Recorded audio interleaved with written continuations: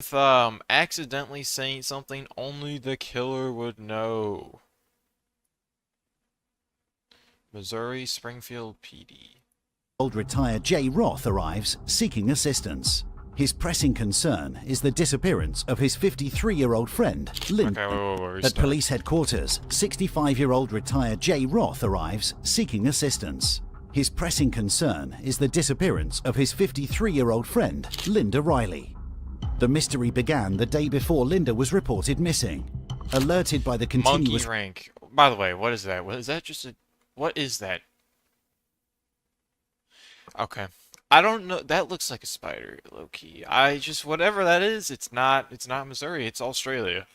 100%. Anyways, yeah, no, I'm not ranking monkeys. Like, bro, like, first off, nah, like, what am I gonna rank? Oh, guys, look, there's different species of monkeys, and I know nothing about them. Let me rank what I know nothing about. Wow. Wow, guys. ringing of Linda's phone, her neighbor decided to check on her. The neighbor found Linda's house unlocked, but Linda was not there. Upon arrival, the police noted unusual signs at the scene. Linda's phone and purse were left in the house, items she typically carried when leaving home. This detail suggested an abrupt departure or possible foul play. The Springfield Police Department, considering these factors, issued a missing endangered person alert and launched an investigation immediately. Jay Roth was with her. Monkeys you can beat in a fight. I'm not going to be ignorant and say I would ever win in any fight against a monkey, because, frankly, hate to be that guy, monkeys are brutal. I mean, it's off topic, but dudes, like, monkeys literally could, like, if they really were angry at me, bro, they probably, like, most monkeys would just win. Like, a solo, like, a 1v1 a monkey, like, I'd lose, unless I had, like, a weapon. But, I mean, odds are, I'm probably not winning. Because they can easily outmaneuver me, like, with ease. All I have to do is just stand on my head, put their, like, little, hands grip on my hair, pull at it, and I'm like, ah, and then, jumps off, and then it starts. I don't know. Like it easily could just destroy me if it used its brain for 5 seconds, which it definitely could. Her 2 nights before she went missing. Detectives are aware of their recent contact and believe Roth could provide important information to help locate Linda. Jay Roth steps into the interrogation room. Because he's the friend, he's an being investigation targeted? Immediately. Jay Roth was with her 2 nights before she went missing. Detectives are aware of their recent contact and believe Roth could provide important information to help locate Linda. Jay Roth steps into the interrogation room of his own accord, having requested a voluntary interview. See, this is what I don't understand. If you're guilty, why would you ever let the police interview you? Because, at least in the United States, it's optional. Like, you could leave at any time. So unless you have lawyers, why are you doing this? Because almost every time I watch one of these videos, it's because the criminal actually says something that incriminates them, or they like move a certain way that like makes them look suspicious. Where if you just lawyered up or just didn't show up at all, you probably can get away with not doing this. So I never understood this. Like, this guy literally voluntarily is talking to the police. Why would you do that? Oh, guys, look, I'm not suspicious because I'm talking to you. Yeah, sure. He is informed that he is Kinda sus if you reject. Well, yeah, but like at least it's more intelligent because there's not really anything you could do.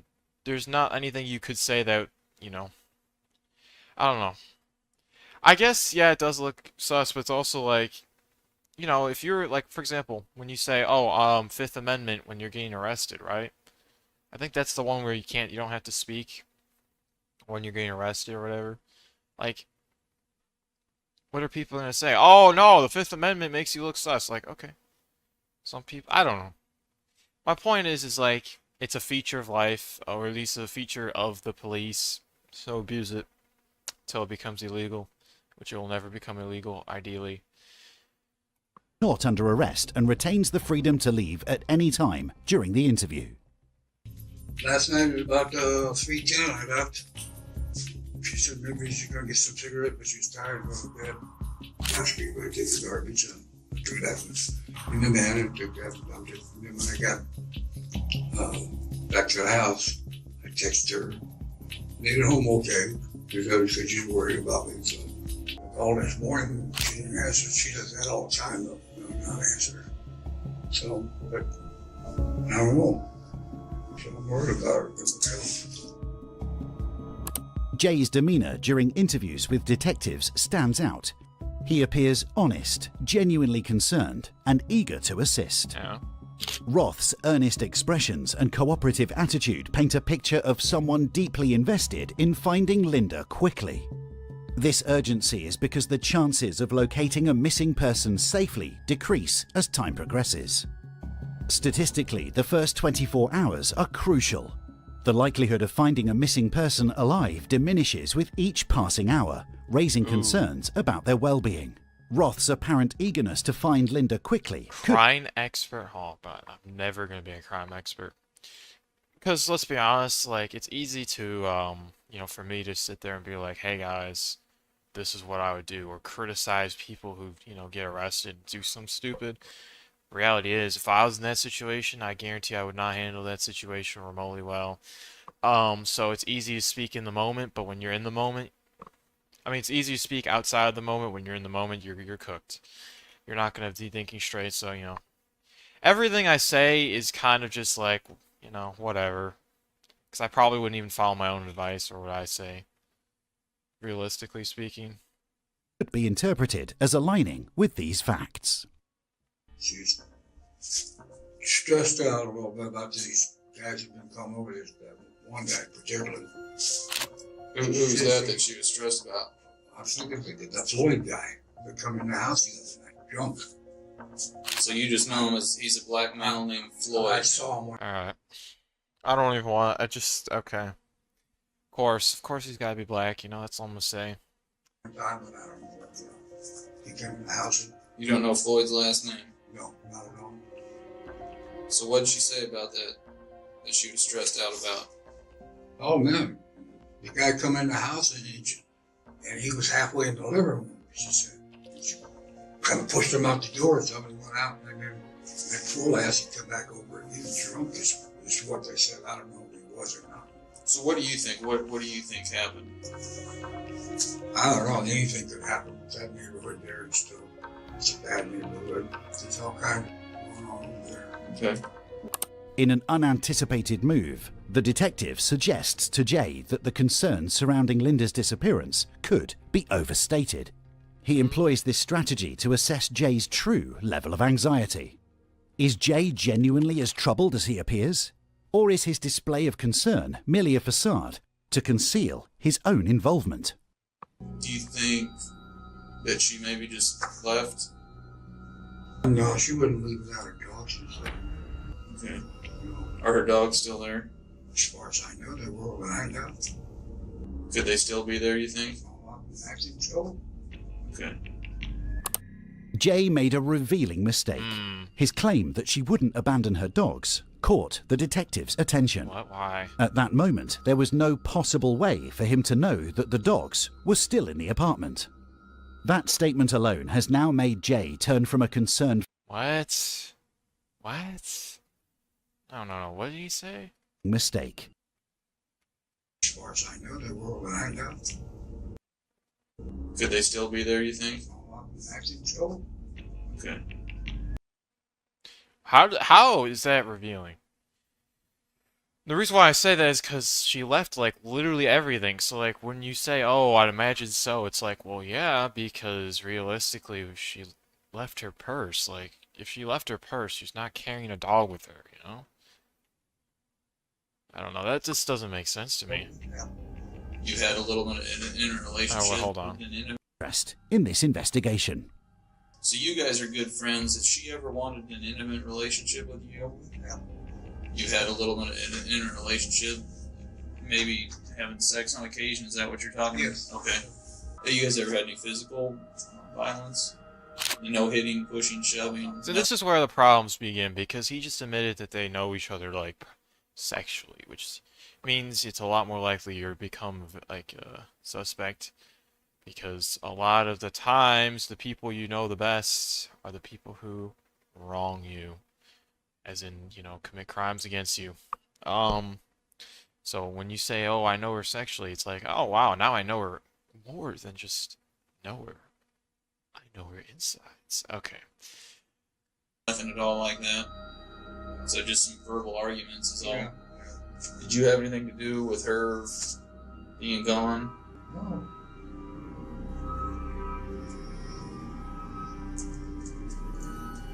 Bro, just like, So when no. I can have you hang tight for me for just a second. Step out and I'll be right back, okay? Thank you, sir. yeah, I'm not gonna lie, that reaction, I mean, we already know that he's guilty because of the title, but like, that reaction is kind of telling. Because they always say that when you, are, like, not guilty of something, and I've noticed this myself, when you're not guilty of something, you immediately defend yourself, um, and like reject it and like be aggressive about it. But when you're guilty of something, you're less likely to like reject it as strongly.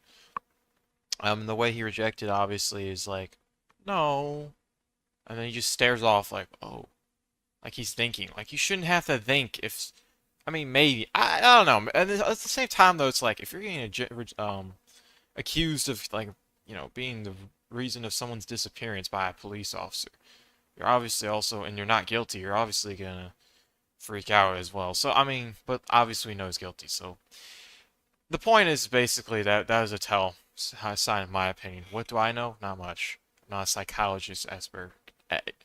See, I can't even speak properly. Ruins my credibility, the whole thing, you know?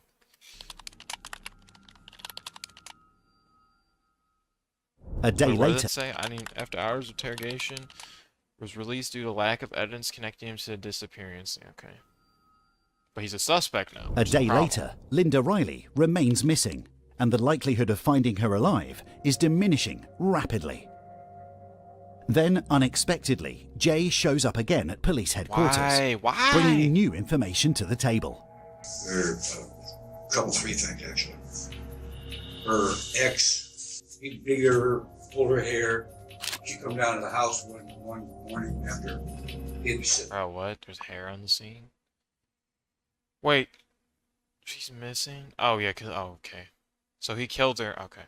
I kind of forgot. He killed her, which means he hid the body somewhere, probably nearby. Um.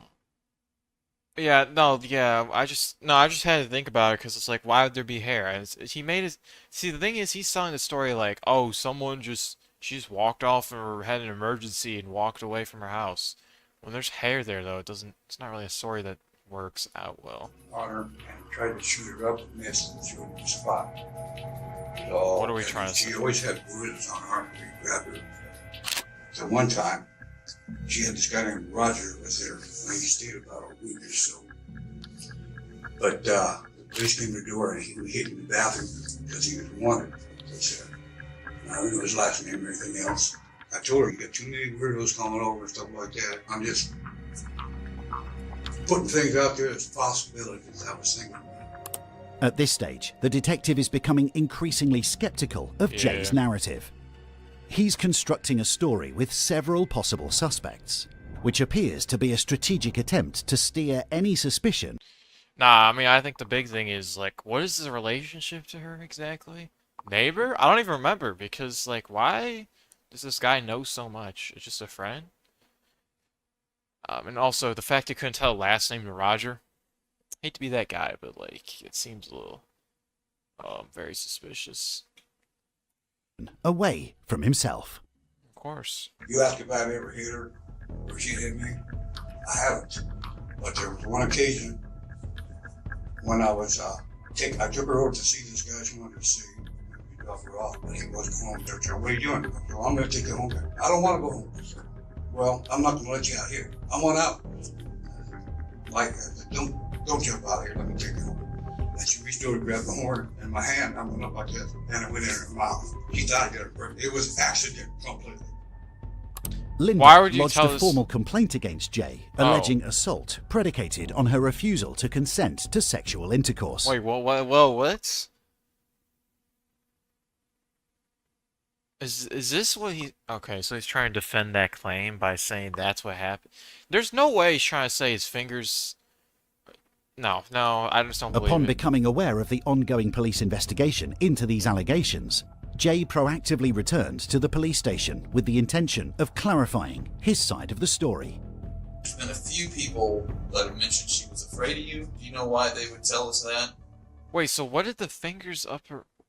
Why did they just tell that information suddenly after saying, like, oh, my hand went up her mouth? Like, that just made it sound weird. Okay. Okay, so just completely segue out of that, never mind. So, yeah, if there's that surrounding you, you're cooked. Because of that action, she thought I was doing something, but I wasn't. But then we talked afterward, it was okay. But she wasn't afraid of me for that.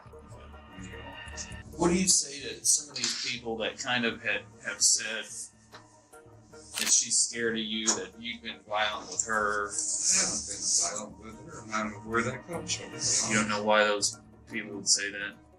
Because the biggest hang up today, because we've talked to so many people, and there's no trace of her or anything after you leave the house a little after 3.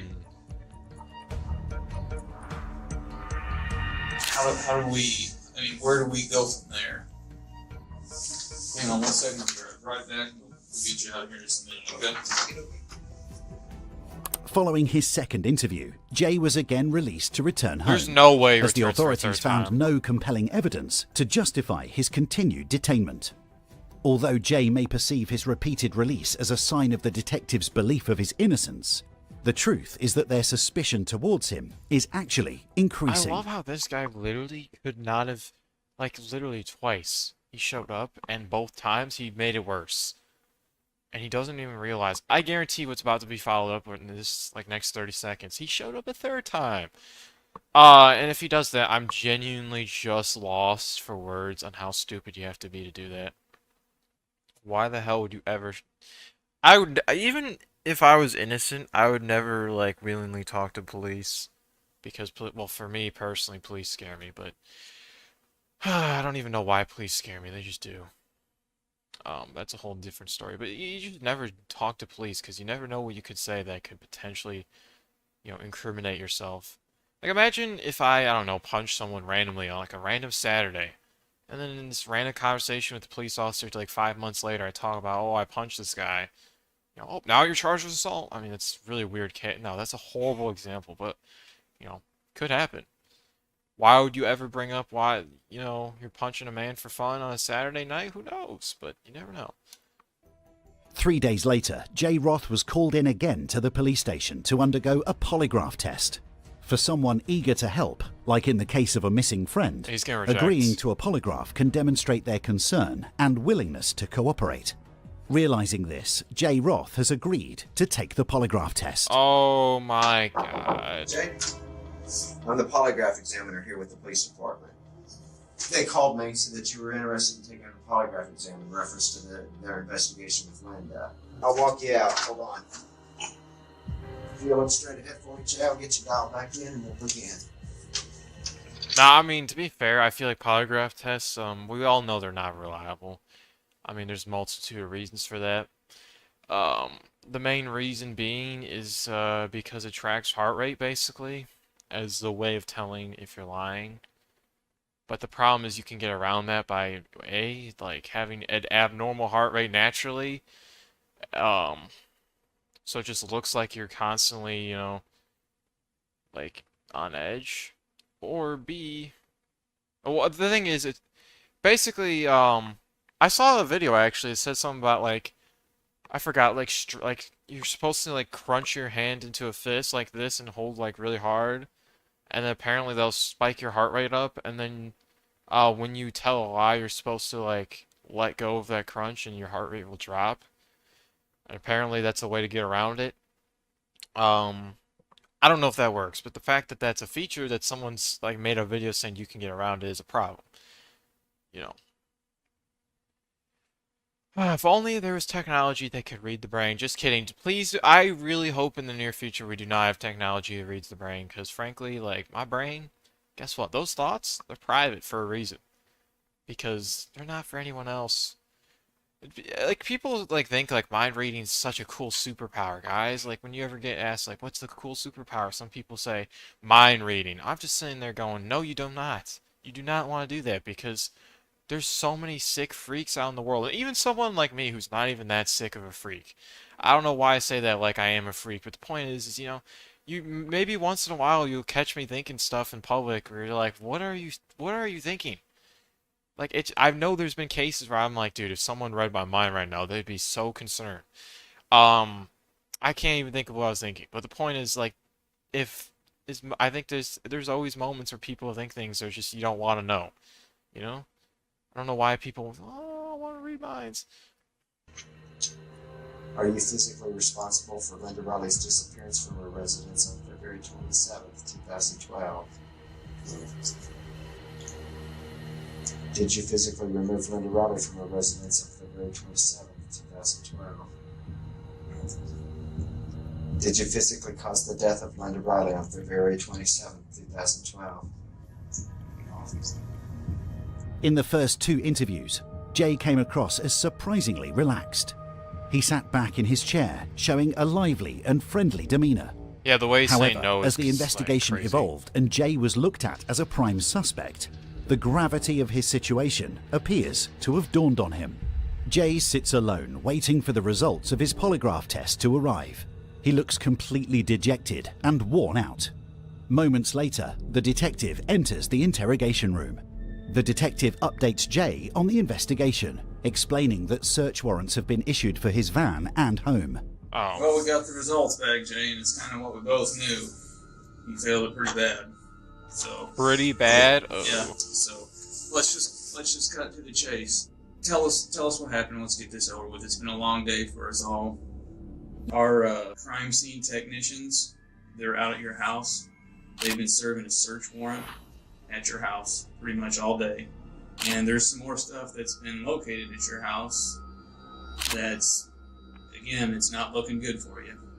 Obviously, there's going to be some explaining to do. And I'm going to be curious about what kind of deal you're going to come up with now.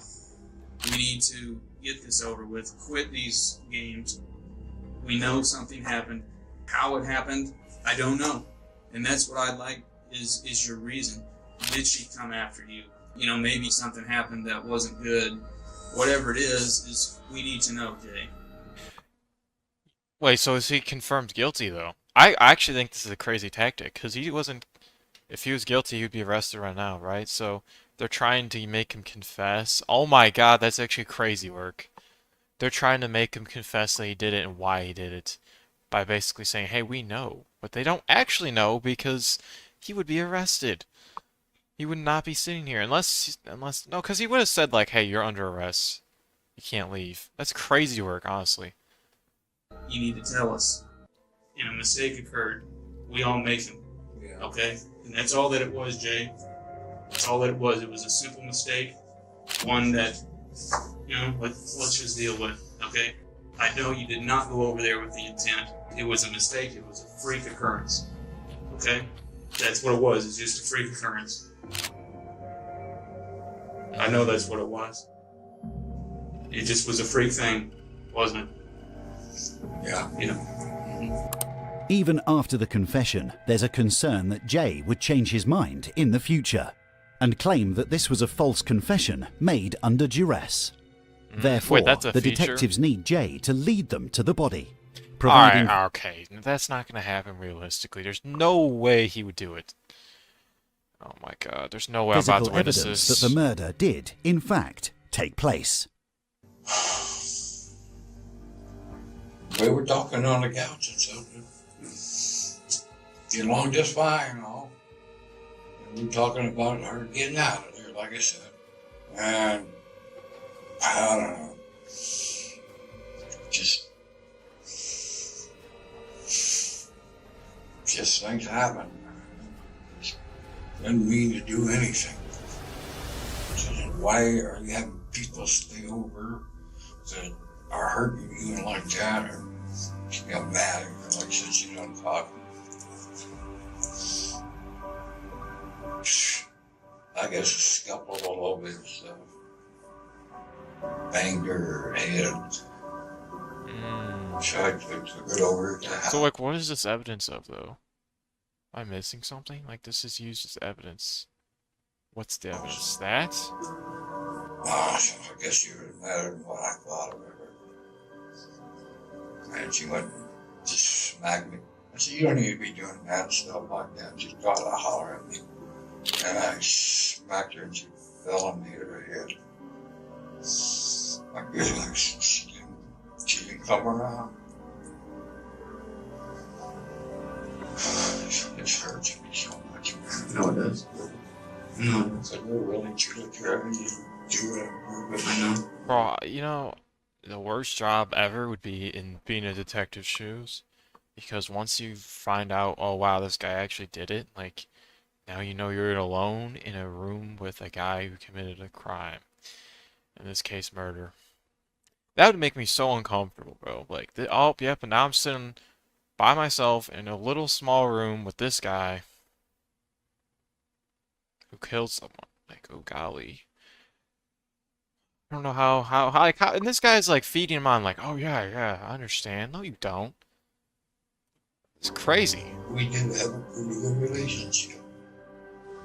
Throughout the interviews, Roth consistently discusses his affection and admiration for Linda, asserting his role as her protector. However, an underlying theme of control and coercive behavior becomes evident. In the aftermath of Linda's death, Roth's actions further complicate the narrative. Where'd you take her, Jay? That last place we went, Aldrich. Aldridge. Burned her. Buried her. Burned. You burned her. Wow, okay, that's crazy work. Couldn't even watch that.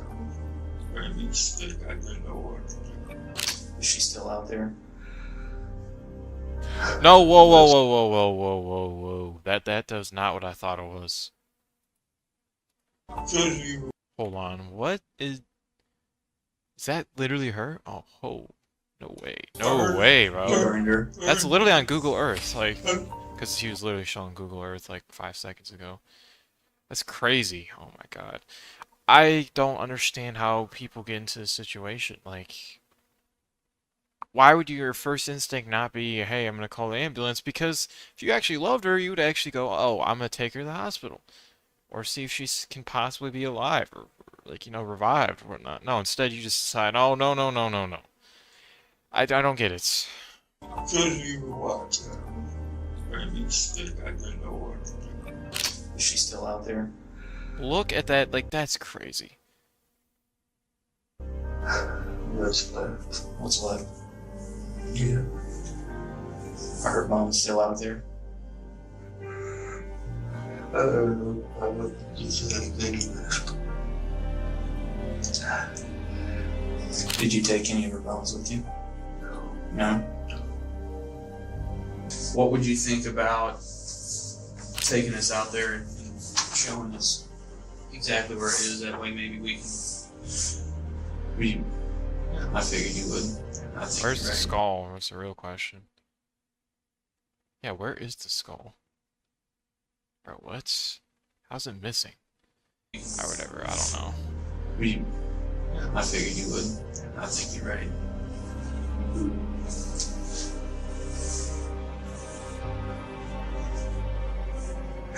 I didn't mean it or I cared more than what I really did. How about I get you some water? I'll get you a cup of water real quick. I'll take a quick run. I'll get you some water. On March 4th, 2012, a week following Linda Riley's disappearance, Jay Roth led the police to the site where he incinerated her remains. I can't even go over Roth the faced fact he did charges that. of felonious restraint, kidnapping, and second-degree murder.